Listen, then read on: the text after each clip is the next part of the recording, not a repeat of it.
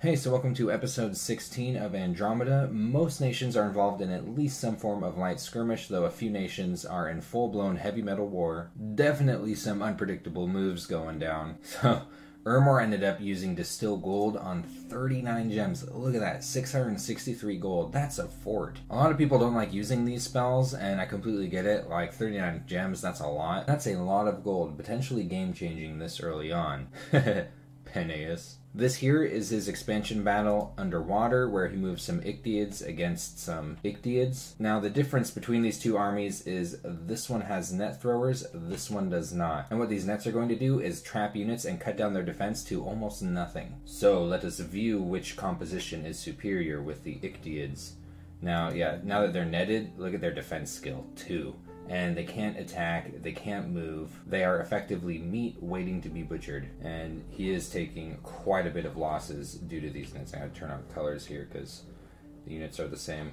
But actually this ended up being pretty close here. The independents do end up winning in the end, just barely. And the nets are almost certainly what was involved in that. Now, this is something that I was kind of talking about before. I think it's a really good idea when you're recruiting Ichthyeids to mix in a net thrower every like 3 to 6. I think it really increases the value of Ichthyeid raiding parties. Like, sure, their protection is dog shit, which actually is pretty bad when you're raiding on land with them, but if you're bringing them into the water, use their nets. You don't have to worry about the fact that they don't have shields or helmets. The nets are really good, and I think this is a good demonstration of that. And this here is just a raid against one PD, which of course was successful. And then supposedly in the Earthshell Mountains there are people being sacrificed. Could just be hearsay, but where did those 30 people go? But Urmor's movements are very careful on the front line. He's taking really good care not to overextend, not to split up his army and get potentially defeated in detail by this bigger death ball that's moving around. Like, he's straight up abandoning fields of gold this turn and moving everything onto Tricia. I think just in case this army is moving here onto Tricia, he wants to have everything in one spot so that he doesn't lose a huge chunk of his forces to whatever the heck this is. He's retaking Bogatin with a small army, and has the beginnings of yet another army forming up on Newland here. Now, I did just hit Evocation 2. This is going to give him access to Solar Rays, which, given all of the undead that Sarmadia is fielding, this might actually be a relevant spell. And he's also getting Flare, which he could use if he put his Fire Astral Mages into Communion. Though I'm not really sure if it's worth it at this point in the game. It's probably better, even when it comes to Solar Rays,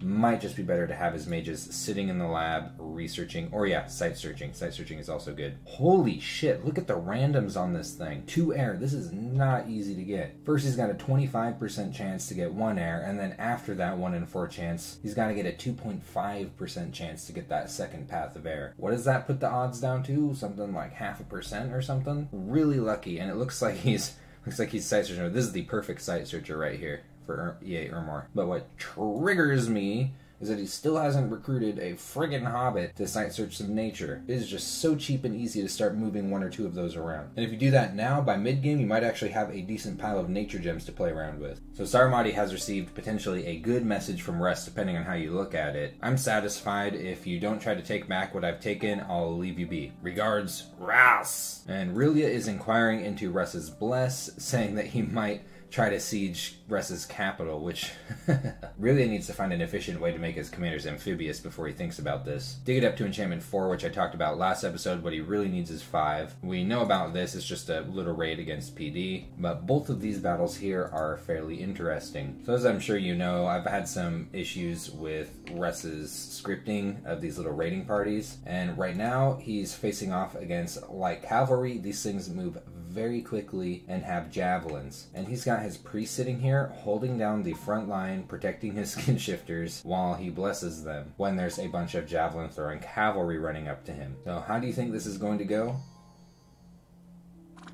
Boom. Taken out on the first volley of javelins, and all that's left is a single skin shifter that has gone berserk.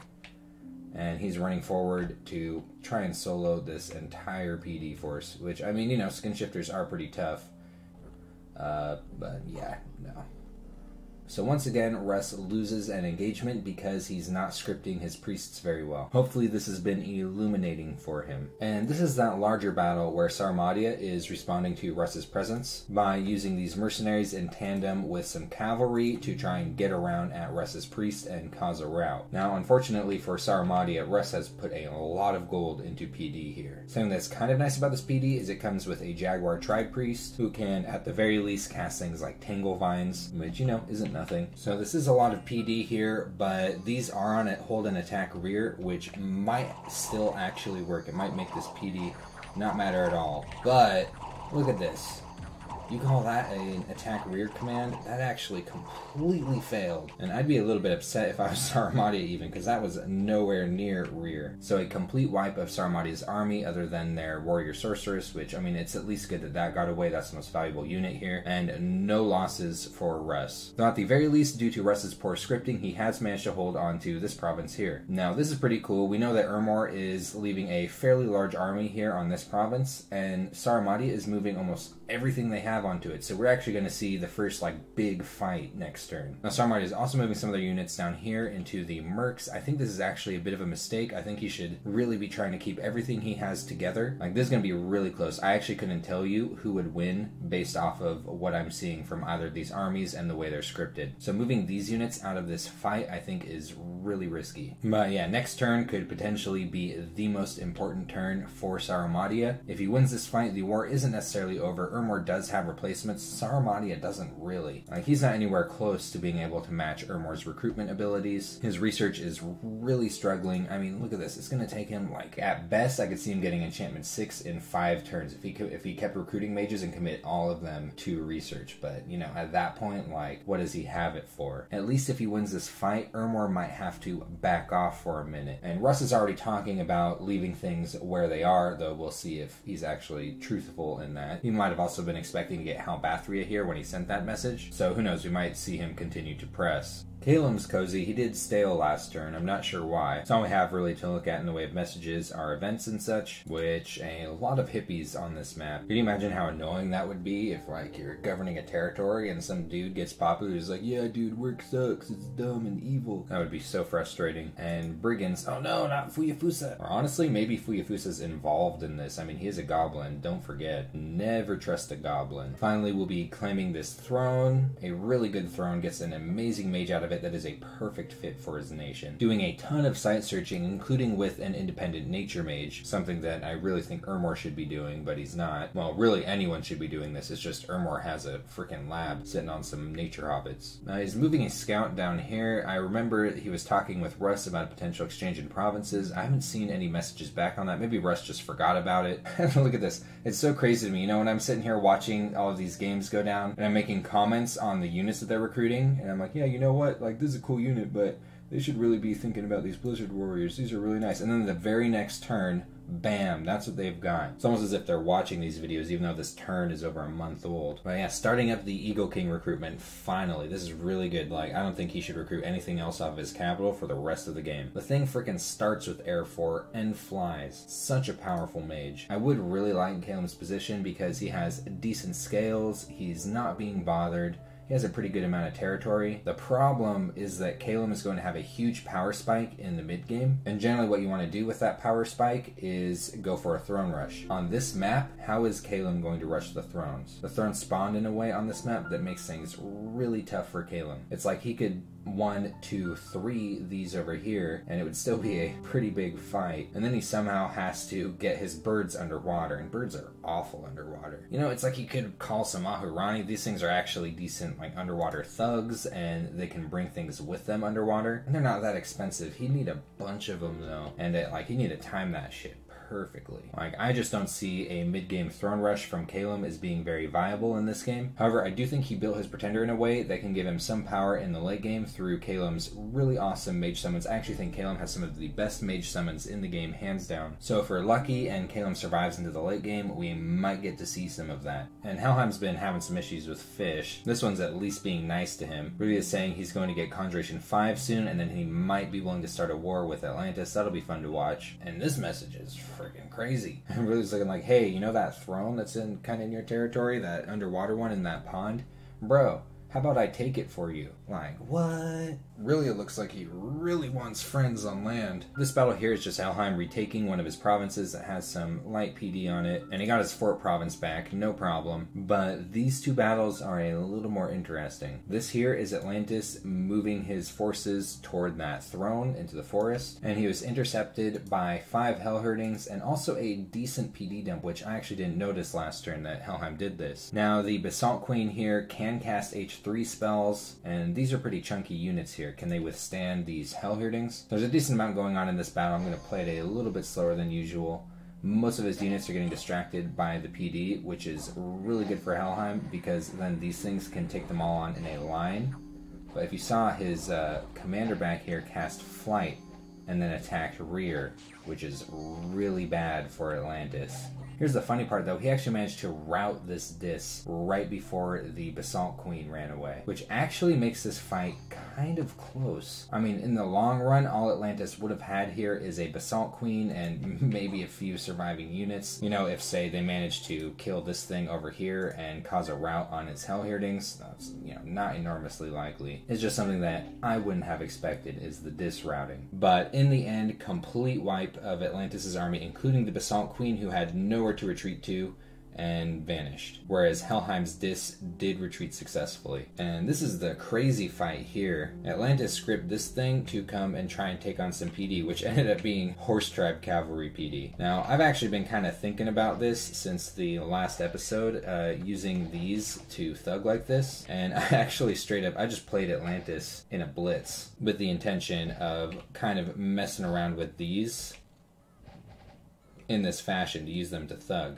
Now, this I don't think is the right strategy, what he's doing, where he's just got absolutely no equipment, and his script is kind of strange. But I have changed some of my thoughts on this. Yeah, I mean, of course it just runs away. So I couldn't quite cut through the Horse Tribe Cavalry. Funnily enough, that might have actually worked if there's a different PD type here. But yeah, I put some thoughts into scripting a thug of this nature. I don't have an enormous amount of experience with spellcasting based thugs. Usually when I use thugs, I base them around melee. But yeah, I'll share some of my thoughts on that in Atlantis' turn. And Helheim has actually staled this turn. I'm not entirely sure why. I know there's at least one player staling twice in a row in this game. It really isn't that common. Just seems to be a fluke here. Fortunately, he did have repeat recruitment checked on his capital. He did have Corpse Man Construct on a monthly ritual here, so he's not completely losing out on the value of his turn. And Helheim did have another barbarian attack in Ministra, and this time he lost it. I mean, this is not what these guys were hired to deal with. Well, I guess technically it kind of was. But yeah, you need a lot more PD to hold off a barbarian attack like this one. It's not a really good PD type for this either. What you really want here are archers and javelins against barbarians. Not that Helheim has any control over that. Russ did in fact receive 15 Earth Gems from Atlantis. They had a trade agreement here, and Russ is sure enough sending 350 gold back to Atlantis. 351 even, he's got that little tip there. We already know about the outcomes of these battles. Hopefully he will start scripting his priests differently. And this is pretty gross. He's got this yellow mold spreading. It's actually spreading across multiple provinces, screwing up his province defense. And look at that. They all just fuck off. They don't want to deal with the moldy food. But you know, you couldn't lose 8 province defense if you don't have 8 province defense. Like, these provinces here don't need more than 6 PD. Like, sure, this PD dump worked out for him, but that's normally not the case. If he didn't have his skin shifters here, he might have not won that fight anyway. These chunks of PD up here aren't really doing anything for him, and if something was going to come in and raid these, he would probably just lose the provinces anyway. But this is pretty funny. He's moving his main army onto Dragonscale Mountains. We'll see how these do against the air mages that are sitting on here. So Russ did say last turn they wasn't going to invade any further if Sarmatia did not attack him back. Honestly, I kind of consider taking an independent province within the cap circle of Sarmatia invasion. But it's not like Sarmatia is in any kind of position to make demands. And not a whole lot going on in the peaceful side of Russ's territory, getting some replacement priests, continuing his research ramp, and forging a dwarven hammer now that he got those earth gems from Atlantis. Alquills are going to become much more efficient for him to make after this. And I thought this was pretty funny. Up here he's actually preaching against Kalem's superior scales. It's like, Just let these in, bro. Your scales are dog shit. Just let that in. You need gold. Now, Hinnom, if you remember, there's actually a pretty big fight between him and Aurelia. And before the fight, he received a message from Aurelia. He was like, yeah, no problem, buddy. I'm just going to leave 1 PD on it. You can retake it. Whatever. And it's so funny because he sends this message while moving his army into another one of Hinnom's territories. Like, what, bro? Your actions are not matching your words. I almost wonder if it was a mistake, like him moving into Hinnom's territory with that army. But let us observe how this battle went out. This is actually, I think, the biggest battle so far in this game. So the threat to Hinnom here is that these are all in attack rear, and they could end up going around back toward his commanders. However, these units are extremely inferior, and wow, look at that. They just get absolutely destroyed by the Dawn Guard and routed very quickly because of their low morale. This is looking absolutely horrible for Aurelia right now. He might even lose his prophet here. And yeah, oh man. There goes his prophet. So this is really bad for Aurelia. Like, he's talking about potentially preparing for war against Atlantis, and his main force of line holders and siege just gets wiped out in a single turn, which is really hard to replace for him due to his limited gold and resources on his scales. This is many turns of recruitment worth of slave guardians right here, right down the toilet. And all it lost Hinnom was a few turns of gold income on a single province, and he is taking that province back immediately and is leaving 10 PD up at this one. I don't think Aurelia is going to be coming back, but it could potentially be to help fight away the unrest here, though. Hinnom does have an army moving into Karnag. I'm not sure where it's going to be going just yet, and he does have a Death Mage grabbing Carrion Beast. We'll check these out next turn after he has some. But yeah, really good example of the power of scales here right now. He's got every single one of his forts recruiting mages, and he's still recruiting really good units off of his capital every single turn. Now what he's not doing that's bothering me a little bit is site searching air. Like, it's turn 17, should have been site searching already with air. He is at least getting some earth site searching done. He has been getting nature site searching done since just about the beginning of the game, but for some reason hasn't gotten around to doing it with air yet. And you know, I kind of get it. You'd have to have 3 mages here off of research to search fire, air, and astral. I just think getting the early air income is particularly important. However, when he does build on this province here, he will be able to get air into communions, so it's not as vital for him to climb up into air, at least when it comes to combat magic. But still, having air gems is going to make him much more able to make use of these air mages, and of course the ones that he already recruits. And Hinnom here confused at Atlantis' response to the trade offer. Just like, what the heck do you even want, dude? And Hinnom's also telling Atlantis about Aurelia's army that he brought up onto land and is going to tell him if he destroys it. Which could be a good opportunity for Atlantis to go and invade Aurelia if Atlantis stops throwing all of his armies away into Helheim's territory. Atlantis has reached Conjuration 3. He now has smaller elementals online, not irrelevant. And we know how these battles went down. Surely Atlantis is done moving armies into Helheim's territory. Surely by this point he knows that it's futile. Nope. He's taking all of this with actually kind of a lazy script and throwing it right back into the fish incinerator. Like, he's not discouraged by this at all. And at least he's not moving his Basalt King back. And I did want to talk about the script a little more. I've been thinking about this and experimenting with this. You actually could potentially use these spellcasting thugs forward like this, because that's going to put them in range of enemy archers and things. Now, I think against most PD types, the Horse-Sharp Cavalry is a little bit weird. I still do think that putting it back in the corner, summon Earth Power, then Stone Skin, Ice Shield if he was underwater, but he's not. Could potentially cast Acid Spray a few times. This might be able to clear PD right here just fine. Area Effect 3, 10 acid damage, that's great. And then advance and cast spells. And that's going to keep him from sitting underneath Archer Fire. He's going to move forward and try to target those archers with his own evocations. Now, this is a little bit fatigue heavy. Ideally, you do this when you have, Girdles of Might on, maybe some other reinvigoration gear, maybe a reinvigoration bless while holding some holy water, a water bracelet to make water-based evocations more efficient. I mean, there's so much you should be doing. Armor. But at least when it comes to the script, like, these are kind of my thoughts on it. Like, it's not entirely bad to have it forward like this when it's a spell-based thug, but you are getting a little bit more defensive value by pulling it back, and you still always do have the advance and cast spells option for when this is too far back to effectively target enemy archers. So he might be getting an Astral Sight Searcher moving right here, though he also might just be going over here to build a lab. Both are good, but underwater provinces can be pretty good for pearls, and he does need to get this astral sight searching going as soon as possible. He's starting to pick up some of the living pillars here. Now, he doesn't have a very good bless for them, but they are still really chunky units. They do have a really high encumbrance, though. Would be better with a reinvigoration bless. See, I really do think that reinvigoration is a really good bless for Atlantis, and I think a lot of your bless should be geared kind of toward these Basalt Kings. You could go full-blown scales with just a light bless, maybe some reinvigoration and some precision, or some Farcaster wouldn't be too bad. Or you could go with an elemental spread and pick up some resistances, which would also be pretty good on the living pillars, but you know, I don't want to turn this into like a friggin' national overview of Atlantis. I'm just getting out of like a 60 to 70 turn blitz where I was playing EA Atlantis, so it's all fresh on my mind right now. I could imagine doing an overview on this nation someday, though. And though Aurelia did take this really bad battle here, he is growing in power. He just did hit Conjuration 4, and this gives him access to School of Sharks. This is vaguely similar to Howl, but underwater. You get a bunch of tiny little sharks coming from all over the battlefield, including the back. They can hit the mage line. They only get a limited number of sharks from a single casting of this, but you know, you can cast it multiple times. And when he hits Conjuration 5, he's going to be pretty spooky with water elementals, though it'd probably also serve him. I think if he can get Conjuration 5 well before Atlantis does, he'd actually have a decent chance in wiping out Atlantis. This is a pretty big setback for him here, though. He's moving some of his slave guardians up here. Maybe he is going to take out this province, something I think he should have done a while ago. Disease on his capital, really bad, because that's, you know, he only has a limited population here, and he does not have a lot of income. This income is actually abysmal